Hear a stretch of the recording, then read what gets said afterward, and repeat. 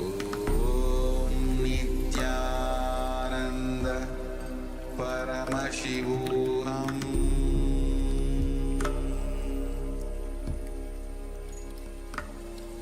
Om Nithyananda Paramashivoham. We welcome all the Paramashivoham Level 2 participants to the first session of the day, Nithyananda Yoga. Let's all now settle down on our yoga mats with the Panchapatam and Udani ready for the ritualistic cleansing. All the male bodies, please remove your upper cloth. And everybody, please sit in a comfortable cross-legged position with your head, neck, and spine in a straight line. Your hands in Namaskara Mudra in front of your chest. As we open this session with a Satguru Vandanam. Nithyanandam Paramasukhadam Kevalam Jnanamurtim Dvandvatītam Gaganasadrisham Tattvamasyadirlakshyam Ekam Nityam Vimalamachalam Sarvadhi Sakshibhutam Bhavatītam Trigunarahitam Sadgurum Tam Namami. Next, we are going to invoke Paramashiva's presence by chanting the Shiva Mula mantra. Om Ham Hum Shivaya Namaha 11 times. Please follow along internally. Om Ham Hum Shivaya Namaha. Om Ham Hum Shivaya Namaha. Om Ham Hum Shivaya Namaha.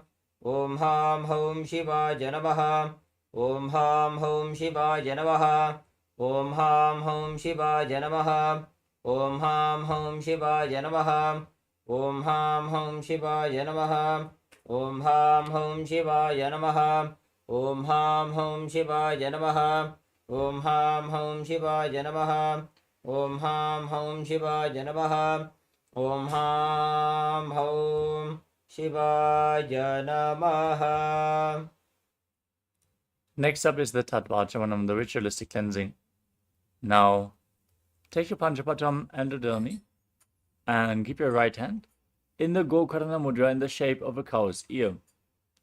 Now take one Udani, 1 spoon of water, pour it into your right palm, and each time the word Swadha is chanted, sip the water from the bottom of your palm. Repeat the entire process for a total of 3 times. Om Atmatattvam Shodhayami Swadha.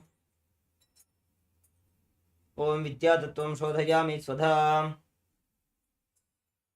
Om Shivatattvam Shodhayami Swadha.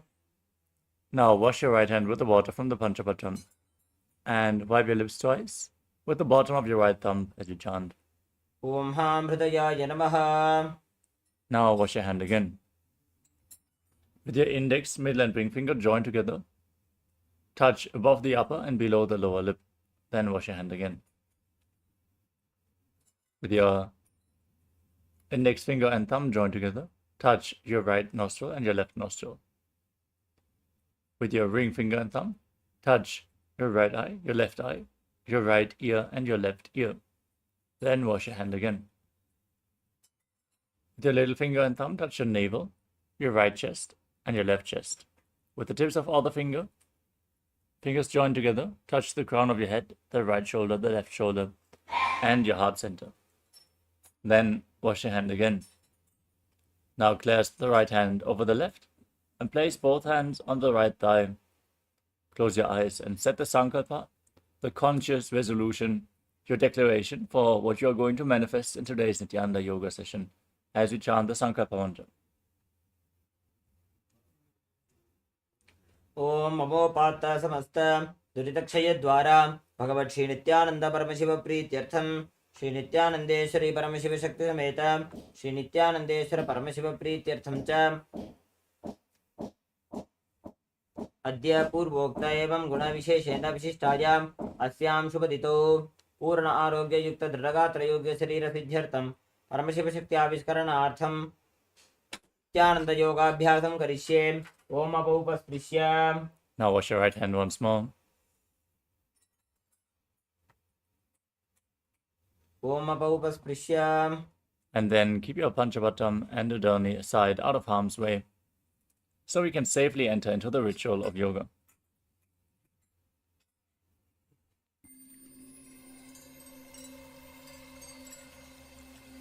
I welcome you all with my love and respect.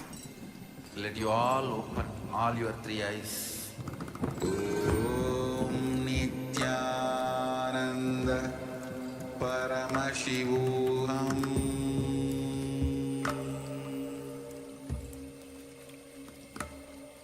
Om Nithyananda Paramashivoham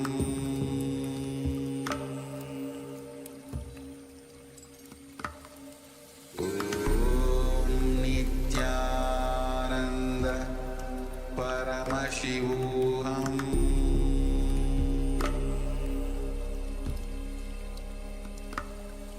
Om Nithyananda Paramashivoham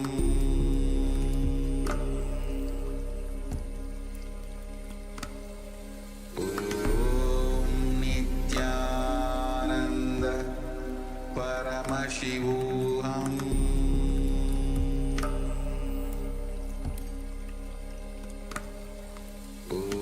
Nithyananda, we are on a mission to revive the Enlightenment civilization.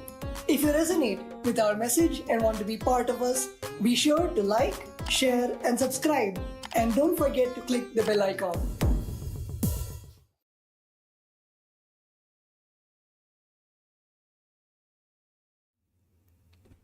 Yes. Nithyanandam. With this, let us now enter into the Dvitiya Vinyasa Krama, the 308 asana sequence. Starting off with the first asana, which is Sukhasana. Sit in a comfortable cross-legged position with your head, neck, and spine in a straight line. Keep your hands on top of the knees in Bindu Mudra, with index fingers and thumbs together. Visualize Lord Shiva in your inner space. As you breathe in Samana Kumbhaka, the first pranayama of this sequence, inhale into your stomach and hold your breath. Visualize a flame rising up your spine.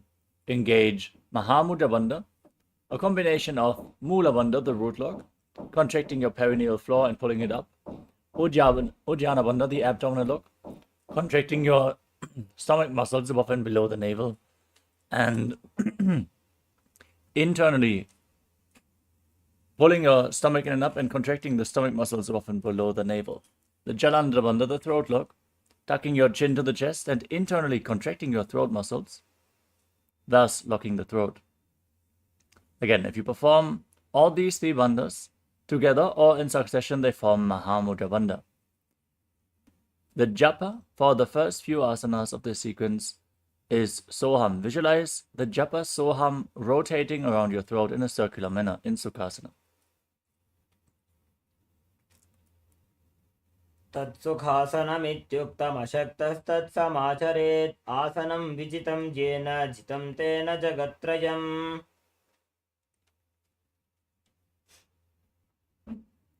Next up is Parvatasana. Now place your feet onto opposite thighs in Padmasana. Join your hands in Namaskara Mudra and raise them up above your head. Keep your elbows straight, engage all three bandhas and visualize yourself as Mount Kailash. अथ वक्षे महादेव पर्वतासनमङ्गलं यत्कृत्वा स्थिररूपी स्यात् षट्चक्रादिविलोपनम्. We move on to Halipavasana. Now, extend your legs out in front, bring the soles of the feet together, and interlock your fingers behind your back in Parasha Mudra. As you engage all three bandhas, bring your forehead to the ground behind the heels and gaze to your nose, visualizing Swamiji in your inner space. पूरवविधियाहु मे जानो उभयपगधरे सम्पुटठानो पिष्टुपछेदो वो करल्यावो दक्षिणकरसो वामगहावो.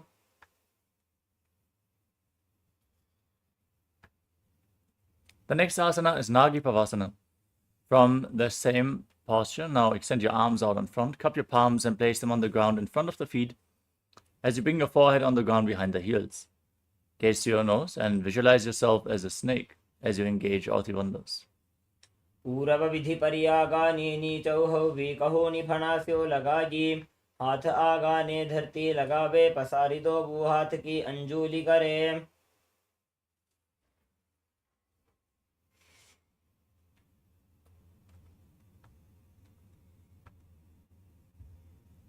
Next up is KAILASA. Now hold onto the big toes in Prana Mudra with index and middle fingers. Stretch your legs forward and up. And then cross them into Padmasana. As you lean forward and down onto your elbows, engage Ati Bandhas and visualize yourself as a bird. अथान्यदासनं वक्ष्ये येन सिद्धो भवे नरः अकस्मात् वायुसञ्चारं कोकिलाख्यासनेन च.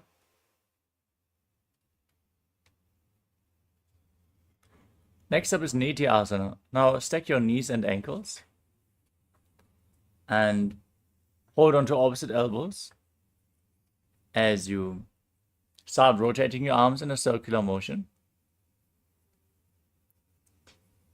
Gaze to the tip of the nose, engage Ati Bandhas and visualize Swamiji, and every once in a while change the direction of the movement.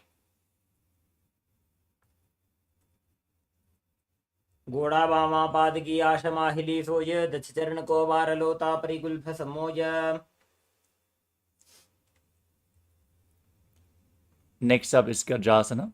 Now place your hands on the ground and raise your hips up high.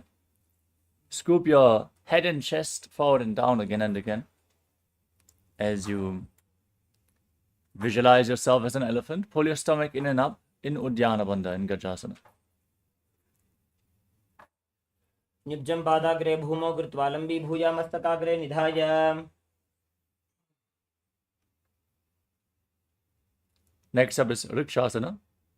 From the same posture, now press one heel to the mat while lifting the other heel up, alternating, pushing one heel into the ground again and again as you engage Uddiyana Bandha and visualize yourself as a bear in Rikshasana.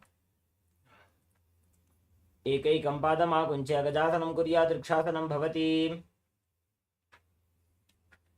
Now rise up and stand on the tips of the big toes with your hands in Hridaya Mudra in front of your chest with index, middle and ring fingers joined together. Now engage Uddiyana Bandha and visualize Swamiji in your inner space in Vaishyasana. केशेन पादयुगलं बद्ध्वा तिष्ठेत अधोमुखः अथ वैश्यावक्षे यत्कृत्वा सत्यवान् भवेत्.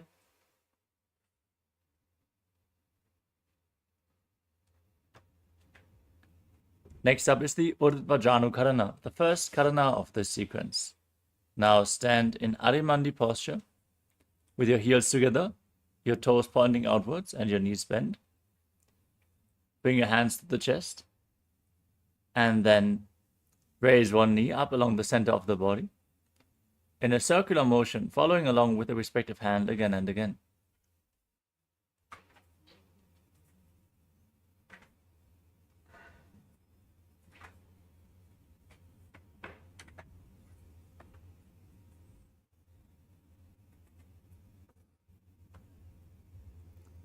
Next up is Bala Lingasana. Now interlock your fingers from the outside in Sarva Shankari Mudra and raise one knee up along towards your chest. Pull it close with your hands as you engage Ati Bandhas and visualize yourself holding a baby. एकं जानुरसि आलिङ्ग्य स्थातव्यं बाललिङ्गनं भवति. Next up is Pada Pidanasana. Now pull the foot behind towards your buttocks, holding it with both hands. Interlock your fingers in Parasha Mudra, engage Ati Bandhas and visualize Swamiji in your inner space. स्थित्वैकस्मिन् पादतले कराभ्यां वेष्टयेत्तनुं पृष्ठे संस्थाप्य यत्नेन पादपीडनमासनम्.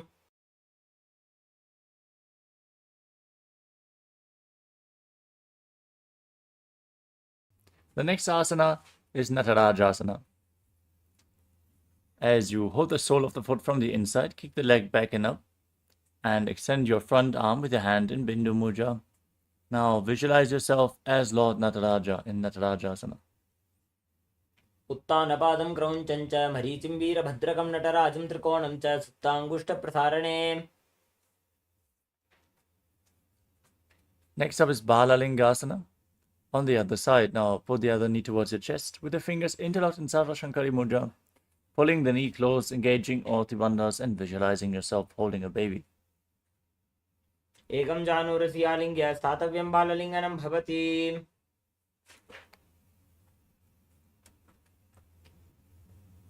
Next up is Padapidhanasana. On the other side, now pull the foot behind towards the buttocks with both hands. Engage all the bandhas and visualize Swamiji in your inner space. स्थित्वैकस्मिन् पादतले कराभ्यां वेष्टयेत्तनुं पृष्ठे संस्थाप्य यत्नेन पादपीडनमासनम्. Next up is Natarajasana. Now hold the sole of the foot, kick the leg back and up as you lean forward, with your hand extended in Bindu Mudra, visualizing yourself as Lord Nataraja. उत्तानपादं क्रौञ्चं च मरीचिं वीरभद्रकं नटराजं त्रिकोणं च सुप्ताङ्गुष्ठप्रसारणे. We move on to Ardha Karana. Now stand in Adimandi posture. Heels together, toes pointing outwards and knees bent. Bring your hands to the chest and step the right foot behind the left. Swing the right arm back and forth like a pendulum. Gracefully move your fingers one by one. Place your right hand over the nose, uncross your ankles. Step the left foot behind and repeat the movement.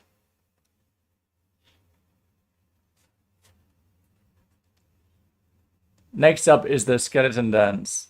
Now, visualize yourself as a skeleton and shake your body intensely. Hold the visualization of your bone structure as you shake your body.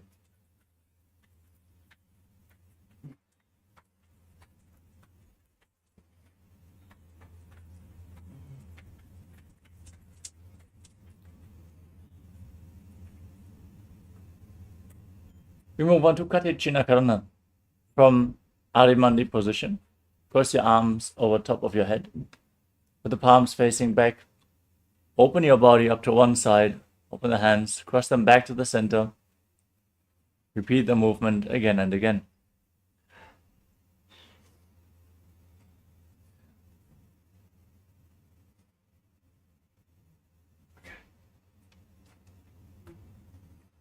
Next up is Tadasana.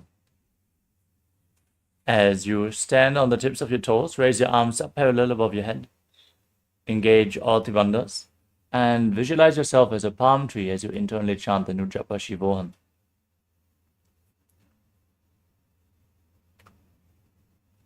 महामुद्राबद्ध कोनो ताड़ासन विभेदकान्. Next up is Uttanasana. Now from a standing position, lean forward and down. Place your hands on the ground. Engage all the bandhas as you visualize Swamiji in your inner space. महामुद्राबद्ध कोनो ताड़ासन विभेदकान्. Next up is Tadakshasana. With your hands on the ground, step your feet back into a tall plank position. Tuck your chin to the chest and lock your throat, rotating your head from side to side as you visualize Swamiji in your inner space. गजासनं स्थित्वा मस्तकं वारं वारं दक्षिणकुक्षिं सव्यकुक्षिं नयेत्. Now lower your body down onto your stomach. Keep your hands at the side of the shoulders. Raise your head and chest off the ground. Keep your mouth in Bhujangani Mudra. Open the mouth wide and inhale through the hollow of your throat as you visualize yourself as a cobra in Bhujangasana. अंगुष्ठनाभिपर्यन्तम् अधो भूमौ विनिन्यसेत्. कराभ्यां च धरां धृत्वा ऊर्ध्वशीर्षफणीवहि. Now push your body back up into the plank position. Alternate pulling one knee in towards the chest back and forth. Breathe calmly through your nose in Sahajra Kumbhaka, leading the prana along your spine, holding the breath on and off as you visualize Swamiji in Shashasana. गजासनं संस्थितो जानुद्वयमाकुञ्च्य वारं वारं कर्तव्यं शशासनं भवति. The next asana is Rathasana.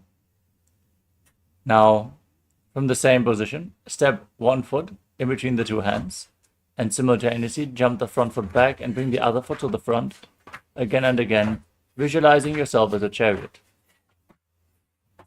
गजासनं संस्थितो एकैकं पादं पुरोमार्गेण भ्रामयित्वा कर्तव्यं रथासनं भवति. Next up is Virabhadrasana. With one foot at the front and the other foot far back, keep the back toes facing sideways and bend your front knee at a 90-degree angle. Raise your arms up, parallel, above your head. Pull your stomach in and up in Uddiyana Bandha as you gaze to your third eye and visualize yourself as Lord Virabhadra in Virabhadrasana. वासिष्ठमथ कौण्डिन्यम् ऊर्ध्वकुक्कुटमेव च अष्टावक्रमथोत्थानं मयूरं सेतुबन्धनम्. Now exchange the position of your feet. Step the other foot forward. Raise your arms. Gaze up. Visualize yourself as Lord Virabhadra and Virabhadrasana on the other side. वासिष्ठमथ कौण्डिन्यमूर्धकुक्कुटमेव च अष्टावक्रमथोत्थानं मयूरं सेतुबन्धनम्.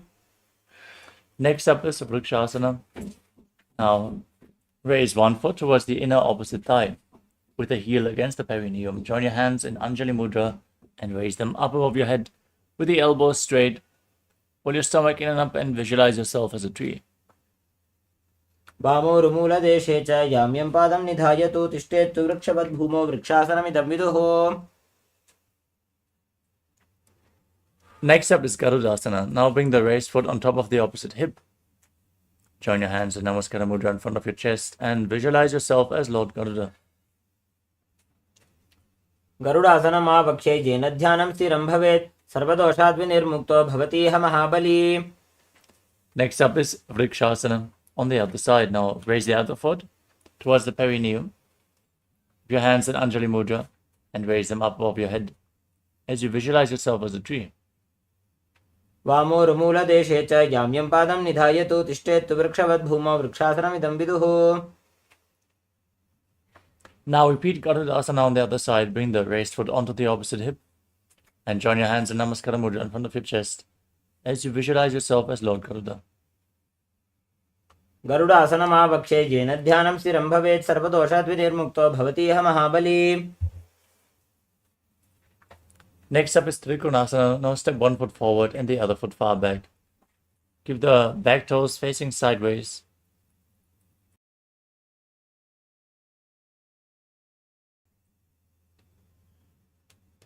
As you extend your arms out parallel to the ground, lean forward and down. Raise one arm up and bring the other hand to the foot as you visualize yourself as a triangle. उत्तानपादं क्रौञ्चं च मरीचिं वीरभद्रकं नटराजं त्रिकोणं च सुप्ताङ्गुष्ठप्रसारणे. Next up is Trikonasana on the other side. Now step one foot back and the other foot forward. Lean forward and down with your arms extended. Gaze up and visualize yourself as a triangle. उत्तानपादं क्रौञ्चं च मरीचिं वीरभद्रकं नटराजं त्रिकोणं च सुप्ताङ्गुष्ठप्रसारणे. Next up is Nikuttaka Karana from Arimandi posture. With your heels touching, toes pointing outwards and the knees bent, raise one heel off the ground and bring your hands to the chest with the palms facing each other. Stomp the raised heel to the mat, raise the other heel up and exchange the position of your hands again and again.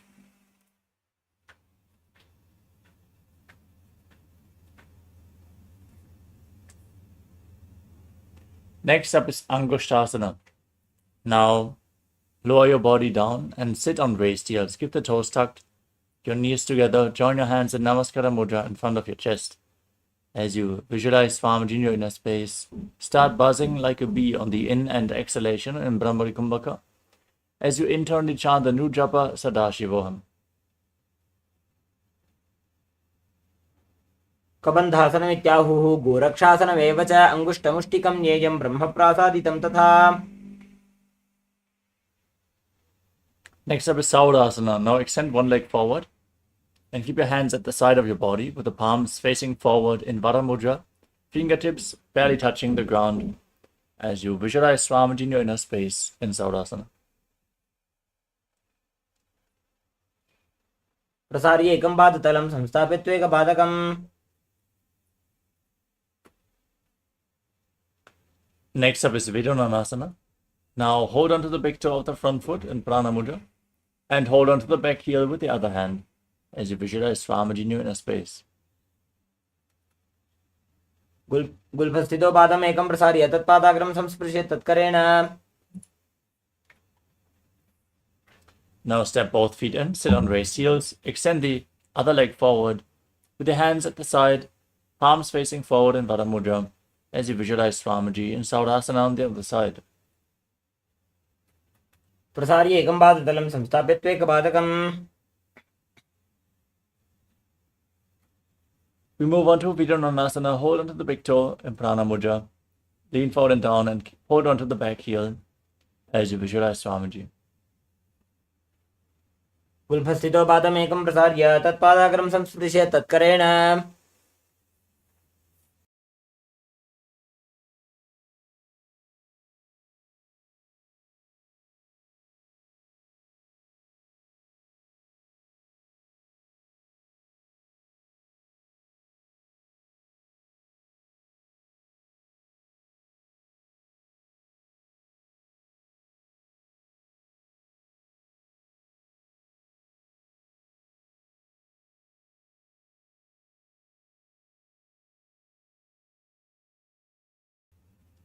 Next up is Brahma Jalankushasana.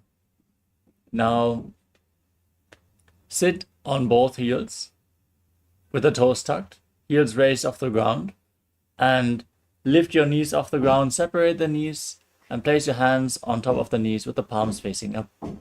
Lock your throat, tuck it to the chest in Jalandhara Bandha. Gaze through the gap between the hands in Shambhavi Mudra with your eyes opened wide, actually fixing your gaze inwards as you visualize Swamiji in your inner space. दो फणा पानी होए वैसे AD दो गुदानी वैसे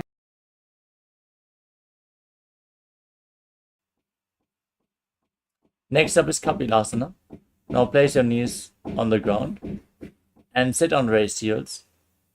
As you keep your hands on the knees, gaze to your nose, hold your stomach in and up in Uddiyana Bandha and visualize yourself as sage Kapila Muni. उभय पगतली सम टहरावे तिनको माहिली core मिलावे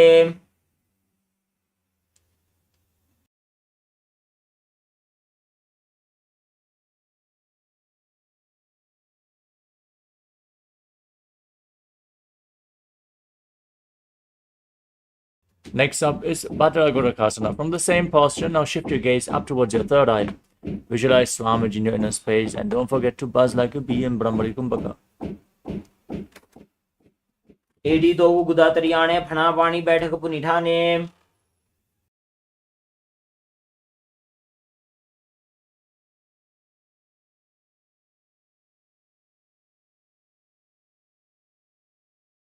The next asana is Suryasana. Now raise your knees off the ground.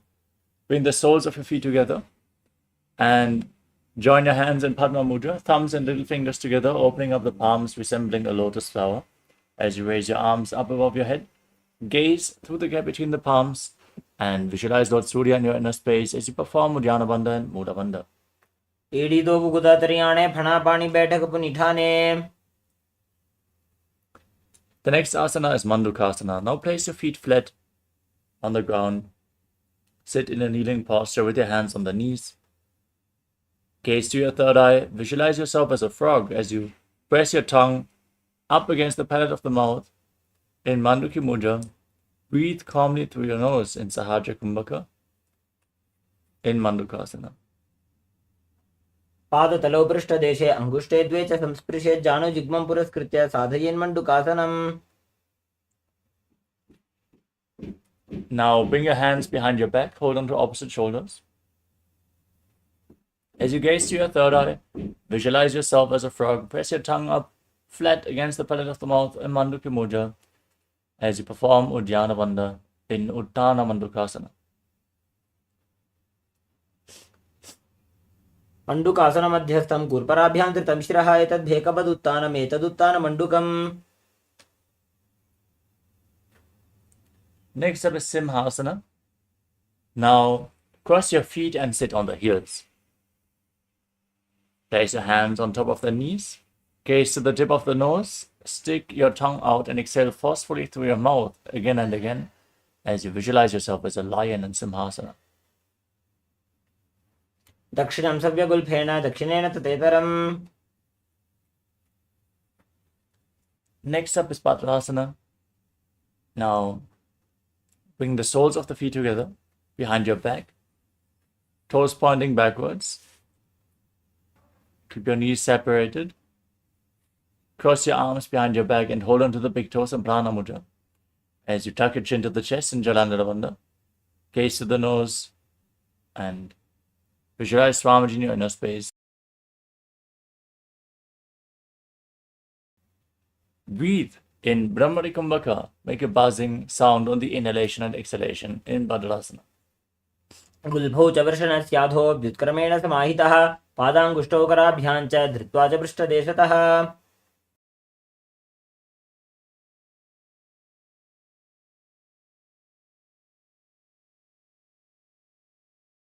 Next up is Kakapushandi Asana. Now place your feet flat on the ground with your knees raised.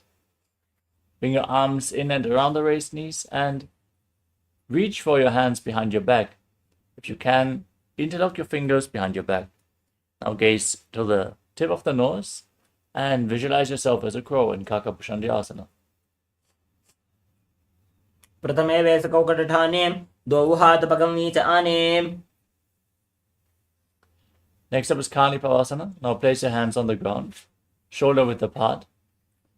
Place your knees onto your arms towards your armpits. Raise your hips, lean forward, and balance on your arms as you visualize Swamiji in your inner space.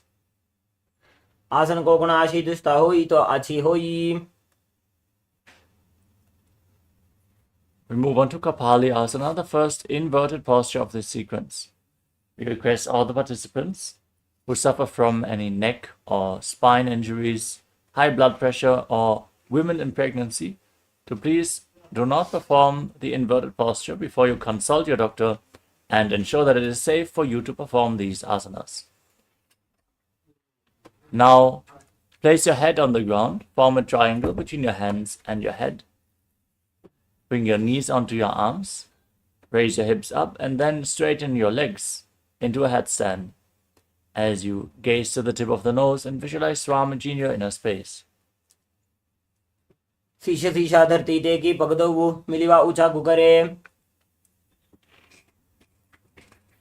Next up is Parshvamayurasana. Now, sit in a squatting posture. Place your hands on the ground and then twist your body to one side, aligning one knee and the hip with your elbows. Lean forward, lift your legs off the ground and balance on your arms. As you extend your legs out to the side, gaze to your third eye and visualize yourself as a peacock, breathing in Rechaka Kumbhaka, exhaling all the way and holding your breath in Parshvamayurasana. मयूरं दण्डवत् कुर्यान् मायूरं दण्डनामकम्. Now twist your body in the opposite direction. Repeat Parshvamayurasana on the other side. मयूरं दण्डवत् कुर्यान् मायूरं दण्डनामकम्. The next asana is Bhairaganathasana. Now, with your hands on the ground, shoulder width apart, step your feet back into the tall plank position, Tadakshvasana. Now, step one foot outside the shoulder in between the two hands. Push your hip forward. Lock the perineum, gaze to your third eye, and visualize yourself as Lord Kala Bhairava in Bhairaganathasana. आसन को गुण पीती जाजी. Now exchange the position of your feet. Step the front foot back, bring the back foot to the front. Gaze to your third eye and visualize yourself as Lord Kala Bhairava in Bhairaganathasana on the other side. आसन को गुण पीती जाजी.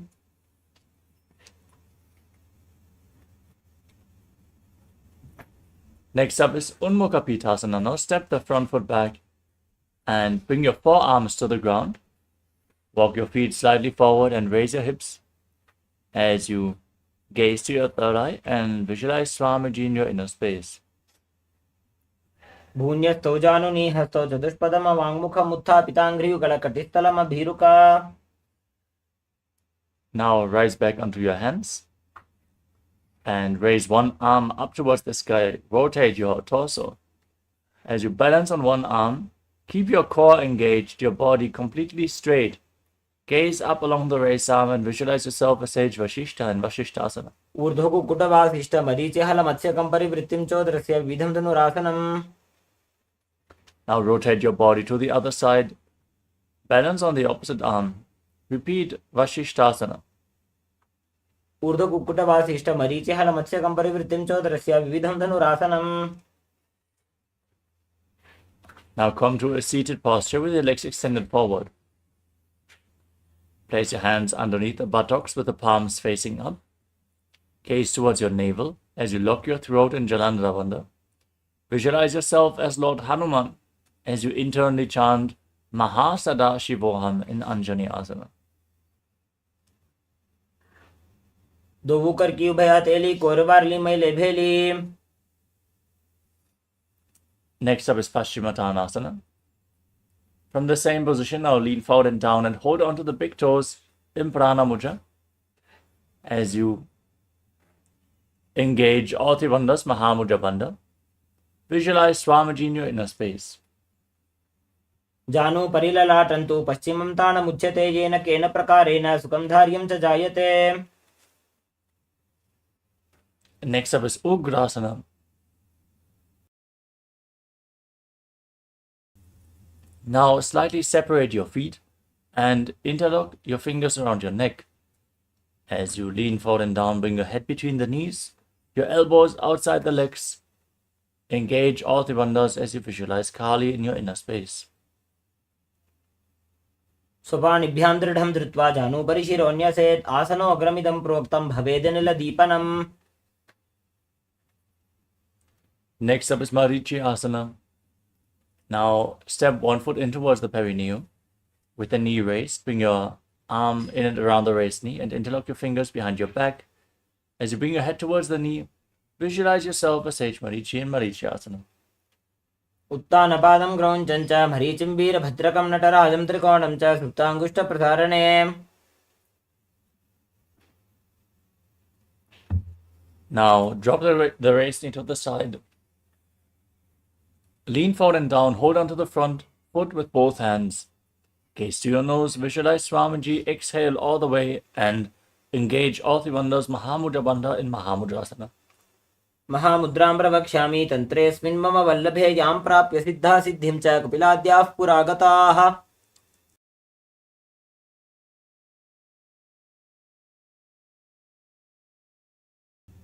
Now repeat Marichi Asana on the other side. Extend the bent leg and step the other foot in towards the perineum as you lean forward and down and interlock your fingers behind your back, visualizing yourself as Sage Marichi.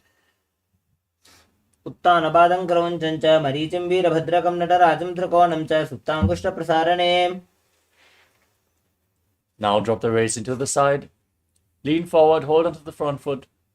Perform Mahamudra Bandha in Mahamudrasana on the other side. महामुद्रां प्रवक्ष्यामि तन्त्रेऽस्मिन् मम वल्लभे.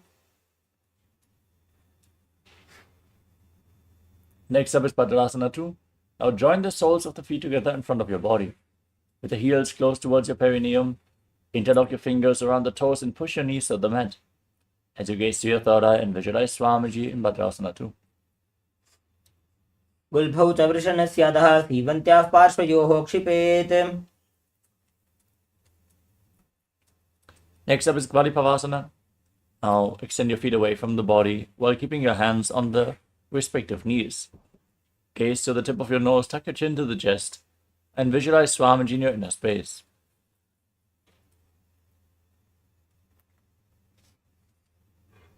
पूर्व चरपट चौक कख्यो सोजी वाही विधि चौकी जय sooji.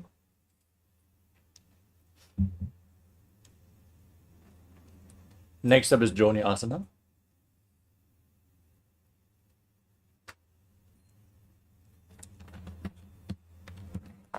As you bring the feet in towards the perineum, hold on to the soles of the feet and gaze to the nose. Visualize Yoni Mandala, the visual representation of Devi Paramashiva Shakti, as you lean forward and down and bring your chin to the toes in Joni Asana. भगदली संपुट करे AD made के ढिंग धरे.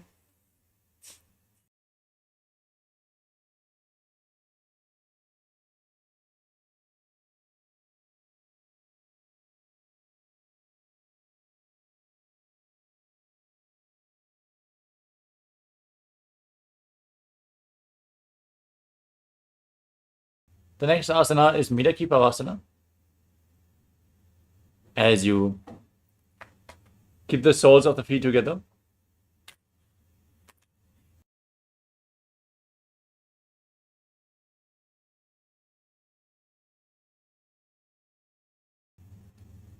As you keep the soles of the feet together, extend your feet away from the body.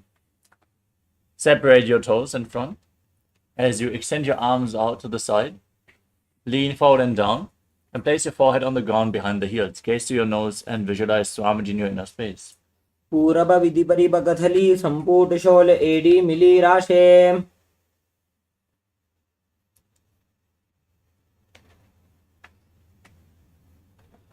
Next up is Siddha Samadhi Asana. Now bring your feet back in towards the perineum. Separate your heels, bring your hands below the shins with the palms facing up as you lean forward and down and place your face on the ground in front of the feet with the toes against your throat. Gaze to the tip of the nose and visualize Lord Surya in your inner space. दोवो पकदली संपुट करे सोले मेढ़ आगा में धरे अंगुल 8 अंतर राशि AD को ऐसे विदिदाशे.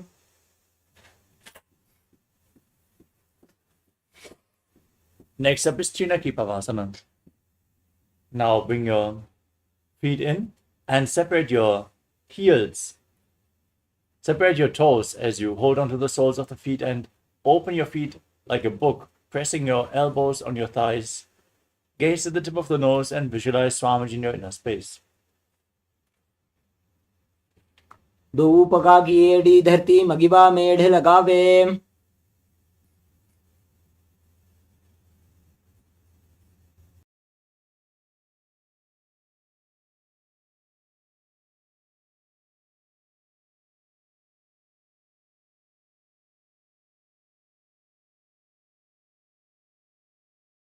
The next asana is Charapada Chokasana. As you keep the soles of the feet together, place your hands on the knees and gently push them down towards the ground.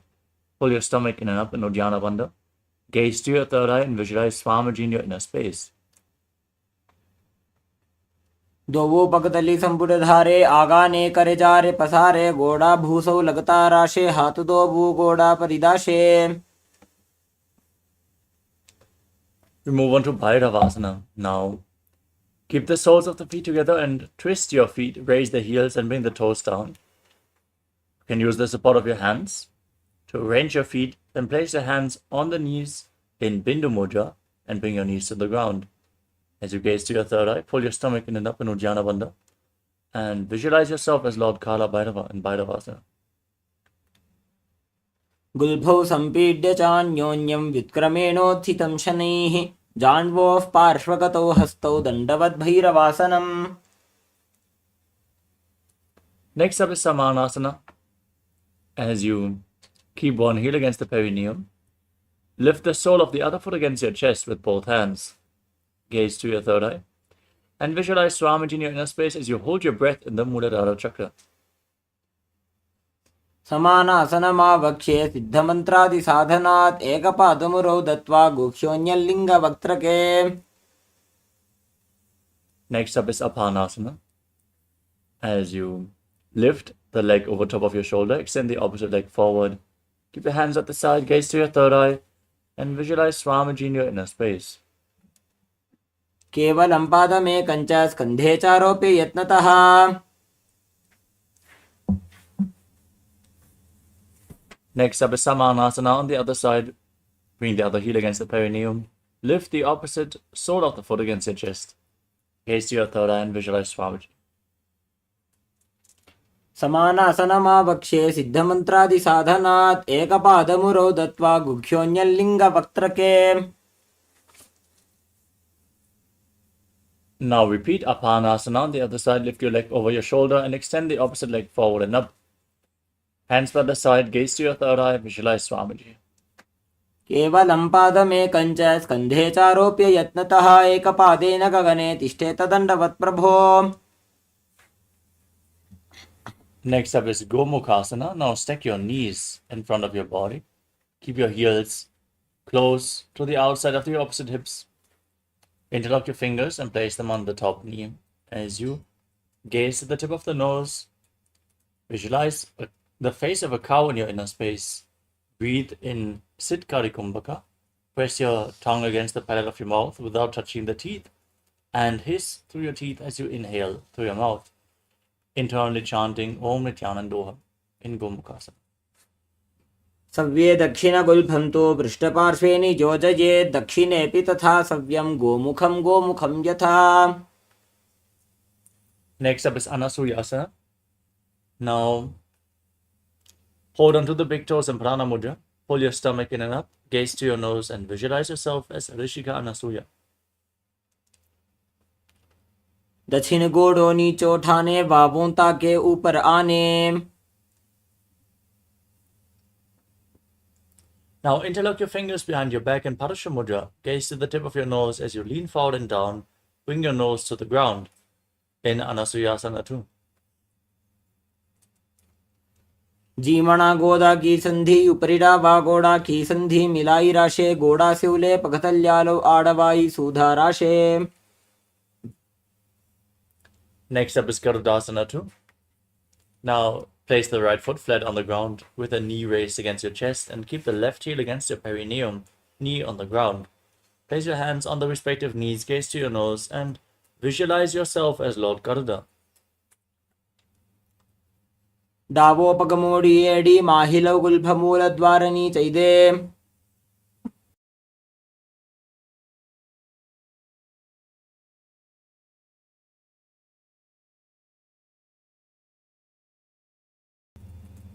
Now raise your perineum onto the heel, interlock your fingers around your neck and twist your elbows outside the raised knee.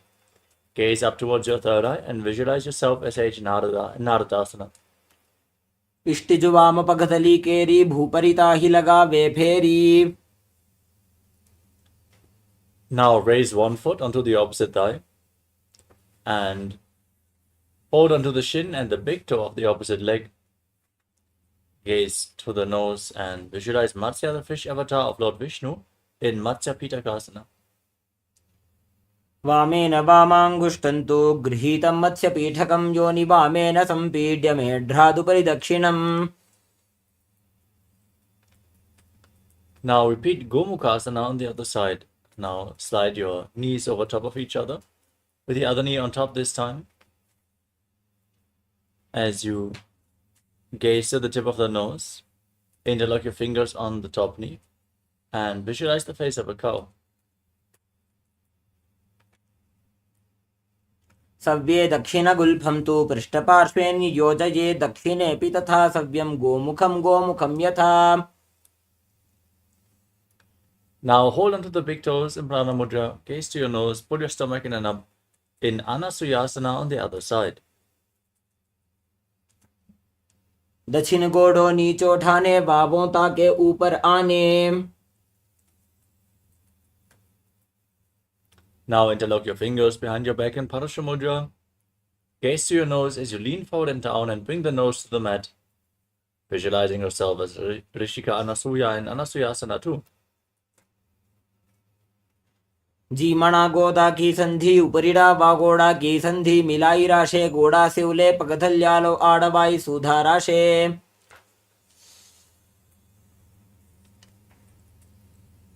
Now repeat Garudasana 2. Place the left foot flat on the ground with the knee raised. Keep the right heel against your perineum. Hands on the knees, gaze to the nose, and visualize yourself as Lord Garuda. डावोपगमोडी एडी माहिलो गुल्फमूल द्वारणी चैदे.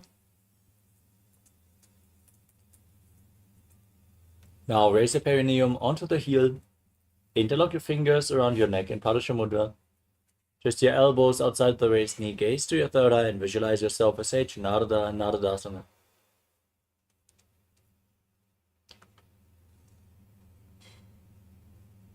इष्टिजो वाम पगतली केरी भूपरिता ही लगा वे फेरी.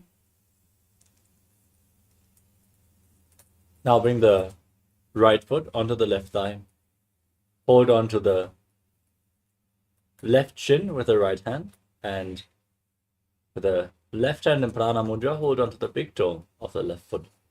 Gaze to the tip of the nose and visualize Matsya, the fish avatar of Lord Vishnu in Matsya Pitakasana.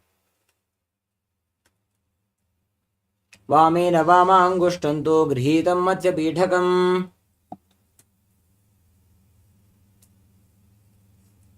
The next asana is Matsyendrasana. Now, place one foot on the opposite thigh and raise the opposite knee, keep the foot flat, then twist your opposite elbow around the raised knee while keeping the other hand on the ground behind you. And keep the raised hand by the neck as you gaze to your third eye. And visualize the master of Hatha Yoga, the great sage Nithyananda.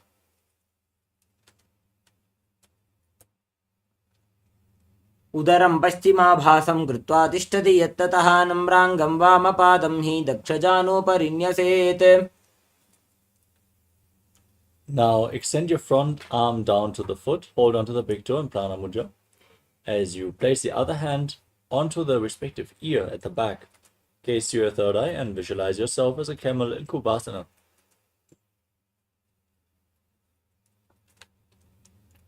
आसन को गुण झोलो जाये.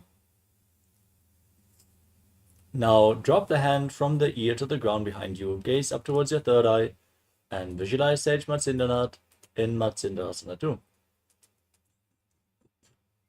मत्स्येन्द्रपीठं जठरप्रदीप्तिं प्रचण्डरुक्मण्डलखण्डनास्त्रम्. Now repeat Matsyendrasana on the other side. Exchange the position of your feet. Bring the other foot onto the opposite thigh. Raise the knee. Twist the elbow outside the raised knee with a hand by the neck. Gaze to your third eye and visualize Sage Matsyendranath. उदरं पश्चिमाभासं कृत्वा तिष्ठति यत्ततः नम्राङ्गं वामपादं हि दक्षजानोपरिन्यसेत्. Now extend your hand down to the foot. Hold on to the big toe in Prana Mudra. Gaze to your third eye as you visualize yourself as a camel, placing the other hand on the respective ear. आसन को गुण झोलो जाये. Now drop the hand to the ground behind you.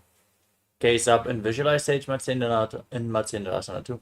मत्स्येन्द्रपीठं जठरप्रदीप्तिं प्रचण्डरुक्मण्डलखण्डनास्त्रम्. Now place your feet onto opposite thighs, hands on the knees, gaze to your nose, engage all the bandhas Mahamudra Bandha.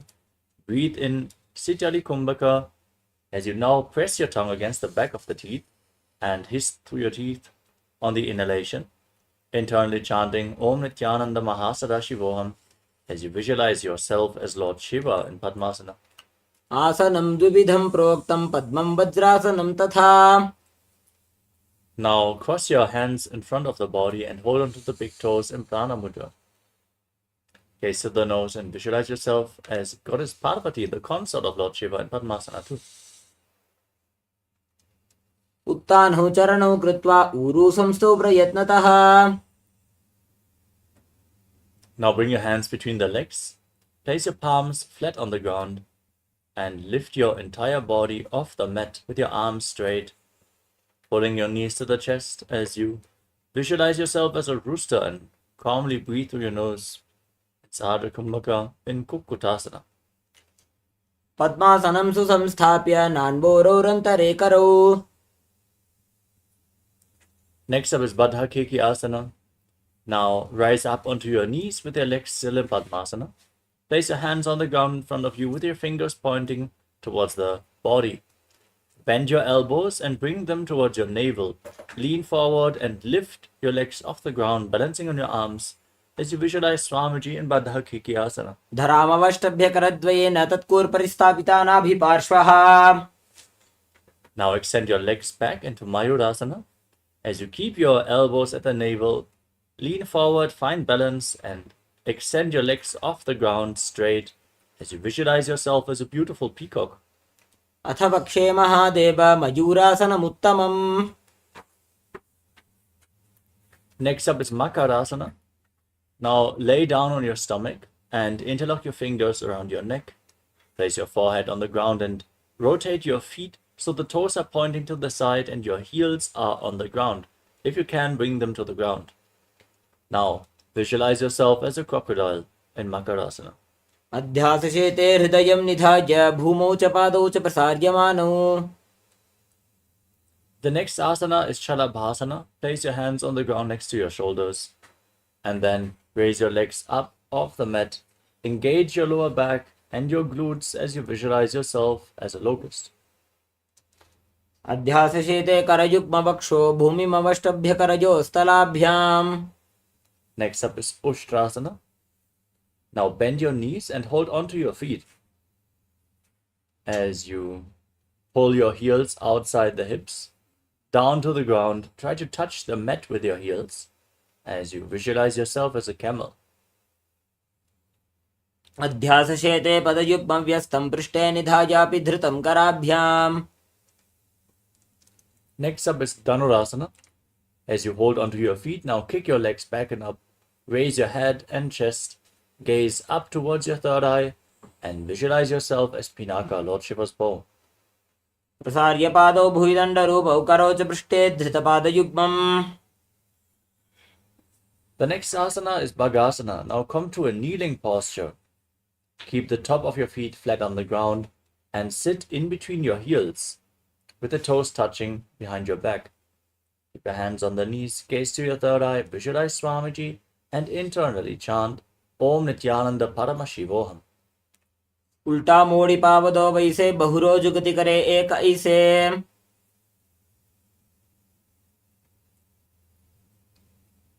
Next up is Gohi Asana.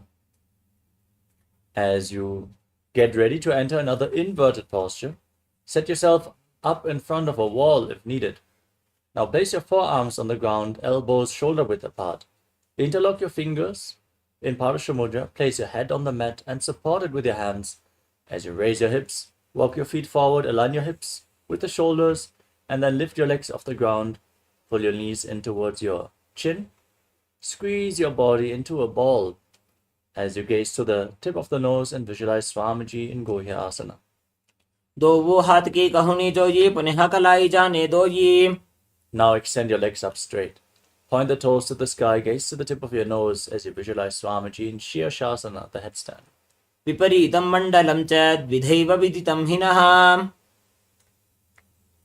Gently lower your body down and come to a seated position with the legs extended forward. We are now going to enter into a sequence of rapid exhalations in Bhastrika Kumbhaka. As you pull your stomach in and up, push the air out of your lungs again and again without inhaling. Just exhale all the time.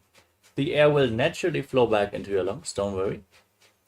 Now, we're going to continue to perform this Kumbhaka throughout the next few asanas.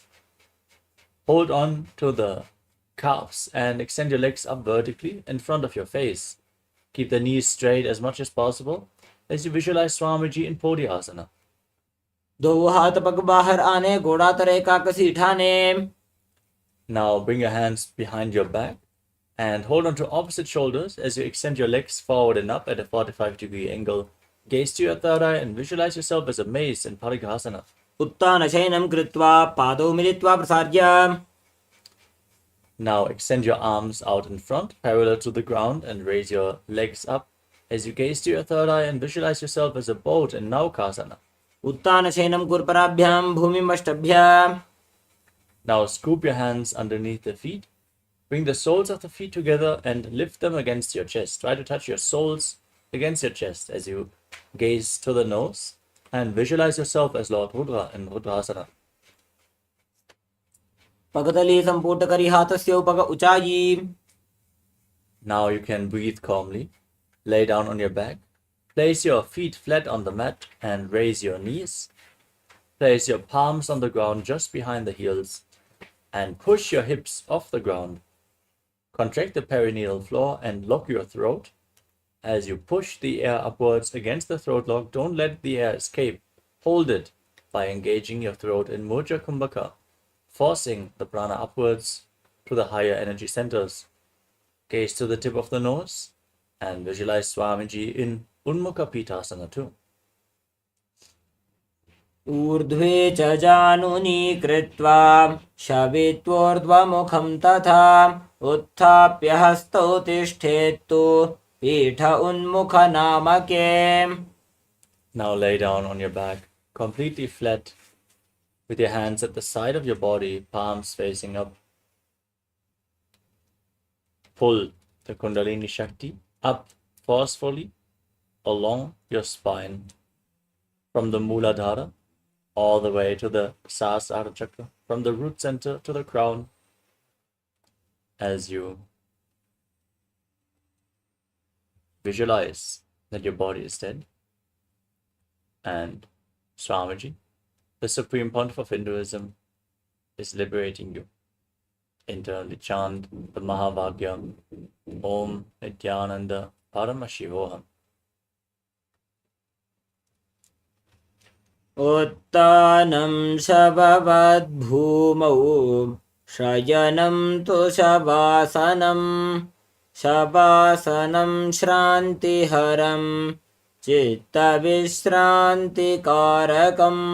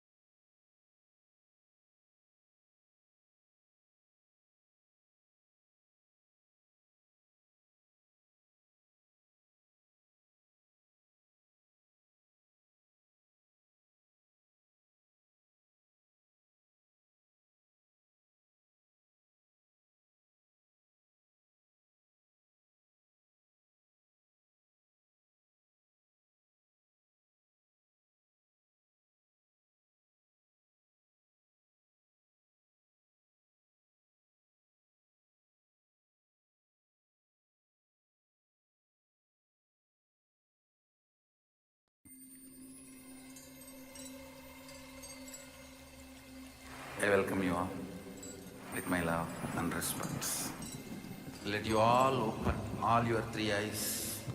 Om Nithyananda Paramashivoham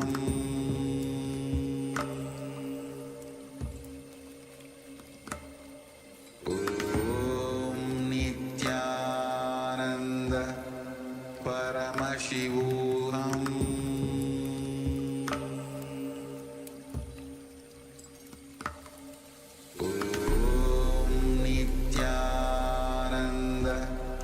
Paramashivoham